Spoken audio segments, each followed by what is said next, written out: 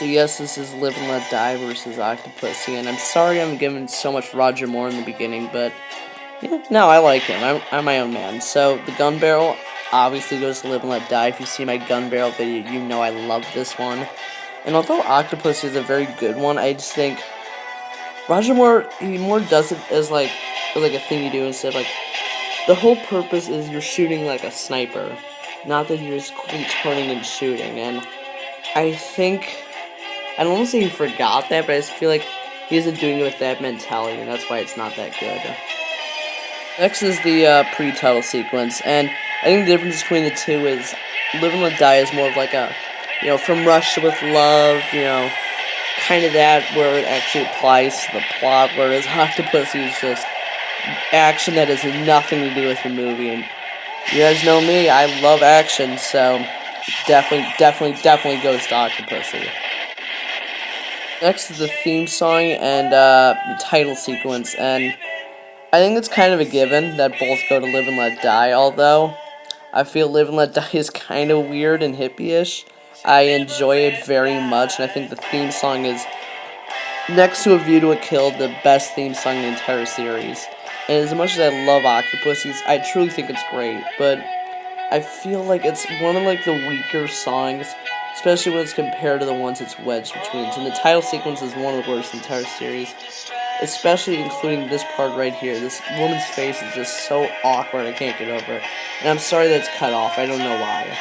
Stuck a knife in my wallet. Oh, they missed you. What a pity.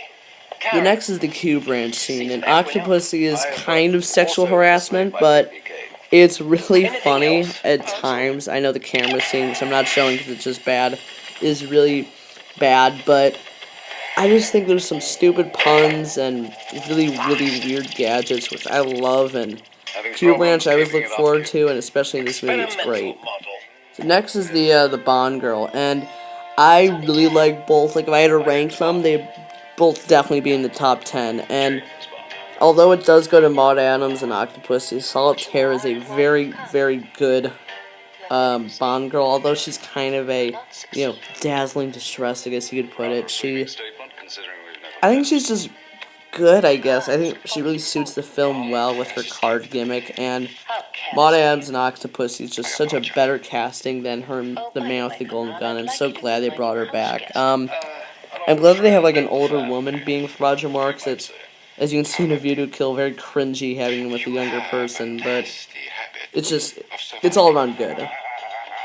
Next is the Henchmen group, I guess you could put it, and this is a really tough one. I think Live and Let Die, Octopussy, and maybe, I don't know, GoldenEye have the best group of henchmen in the entire series, and they're all just absolutely bonkers. They're the weirdest characters ever, all five, I guess you could put it, main henchmen in these two movies. I'm gonna give it to Octopussy, but I think Live and Let Die is a strong candidate, and they both just have great henchmen who all have really weird gimmicks, and that's what I love about them. I don't know, I feel like Octopussy is one of the silliest films in the series, and I love how they give like a dark side almost with the, knife-throwing twins. Next is the villains, and I'm just going to say it goes to Octopussy. I just want you guys to listen to him. He's hilarious. And others who cling to timid, Whoa, okay then. outdated and unrealistic policies. Anyone actually roll their R's like that? The committee of our overwhelming superiority over NATO forces. God, he's so overacted, it's great. And you all agree he's just better than him? May just be me, but I think that.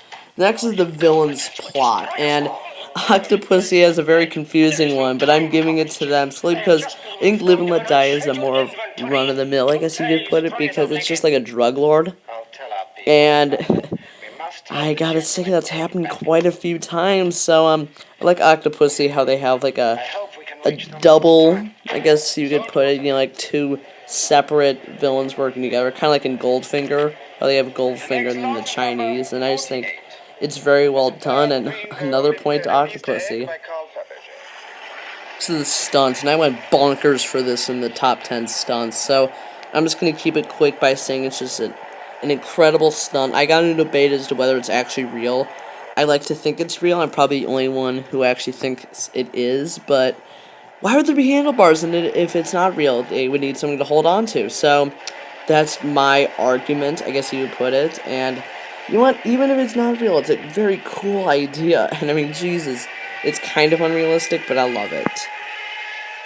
The next is the vehicle chase, and it so definitely goes to Live and Let Die. I think it's the best vehicle chase of the entire series, and so expect for me when I do a list of that, it's going to be up there, but it's just a great overall scene and the high point of one of my favorite movies.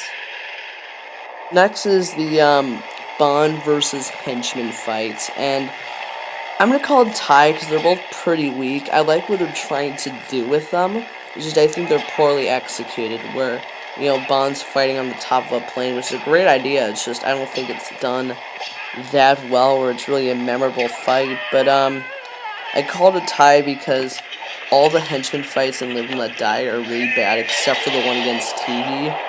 So I'm going to give it to them. Although the one with the knife throwing in Octopussy is pretty good. This is the best fight, so I think, you know, the plane fight and the knife throwing fight equals this one, so I'm going to call it a tie. And they're all great henchmen, so give it to them. The next is the Bond versus villain fights, and Bond didn't even fight the villain in Octopussy, so it definitely goes to Live and Let Die, and he gets the silliest death to License to Kill, but I just think it's a great fight, and it lasts a little long, which I like, actually. I love how he dispatches the henchman and the main villain at the same time, which is something that isn't done that often. Although I think this crazy overacted general has a great death. I don't know, I would like to see Bond do something towards it, but I love, General Gogol's reaction when he hears this and looks over to the train. I think it's absolutely priceless. This is Bond's main ally, and they're both pretty weak, Felix Leiter, but, you know what? It goes to Octopussy, but they're still both pretty bad.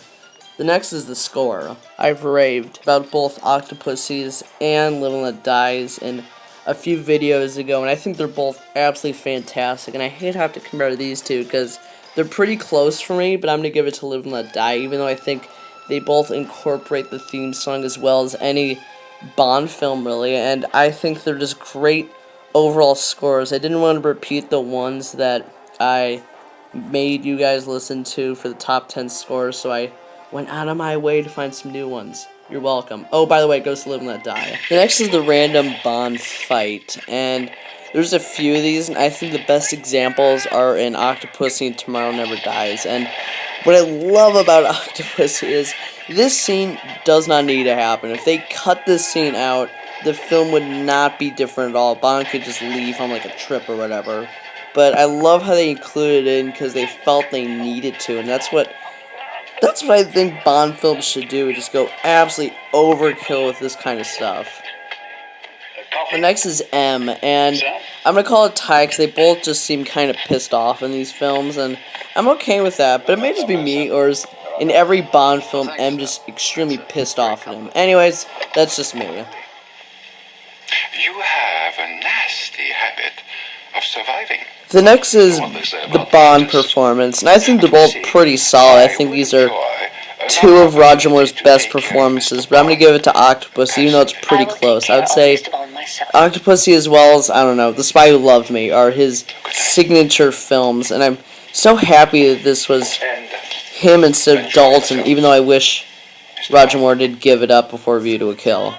Next is How Well They Date, and I'm going to give it to Octopussy because when you're watching this opening title sequence for Live and Let Die, you see this fuzzy thing, and I think they're both already pretty bad, but that is the nail in the coffin. Next is the most, I guess, overall action you could put it, and that easily goes to Octopussy. This scene is just so overkill to the max. It's absolutely fantastic. I love it, and this is why I like Octopussy a lot. This is the end credit scene, and I think that goes to Live and Let Die, and it has the weirdest one in the entire series. I think what they were trying to do was, like, you know, bring him back for another film with this, but that never happened, sadly. So yeah, Live and Let Die got 11 points, and Octopussy got 28. And again, I'm giving you guys a little, I guess, my favorite scene from either movie, and it's this stunt right here. And I'm just gonna make a little announcement that when there's 10 subscribers, I'm gonna make a little video. So each landmark, I guess, there's gonna be a special video that's made. So tell your friends about this channel. And as soon as we get to 10, 25, 50, so on, there's going to be special videos that are made. I promise you they're very funny. So, hit subscribe now. I promise you it's worth it.